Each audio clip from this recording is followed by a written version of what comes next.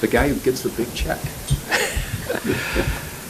The Corrupt Politicians Act is the single most dangerous piece of legislation pending in the United States Congress. It is a brazen power grab. It is an attempt by Democrats to federalize elections and to ensure that Democrats cannot lose for the next 100 years. It is not about protecting the right to vote. It is about taking away the right to vote from the citizens and giving it instead to the corrupt politicians in Washington. The Corrupt Politicians Act would strike down virtually every common sense voter integrity law adopted by the states across the country. 29 states have adopted voter ID laws, reasonable common sense steps to protect the integrity of elections. The Corrupt Politicians Act would repeal all of those voter ID laws. 31 states prohibit ballot harvesting, the corrupt practice of paying political operatives to collect other people's ballots that invites voter fraud. What does the Corrupt Politicians Act do? It strikes down every one of those laws and mandates ballot harvesting nationwide.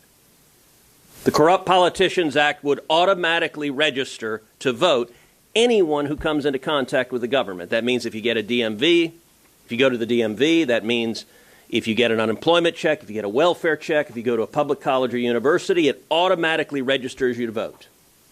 That is intended to and would, in fact, register millions of illegal aliens to vote. Now, the Democrats claim that's not their intention at all, except the bill explicitly provides that the millions of illegal aliens who are registered to vote and the people who register them shall not be liable for illegally registering to vote.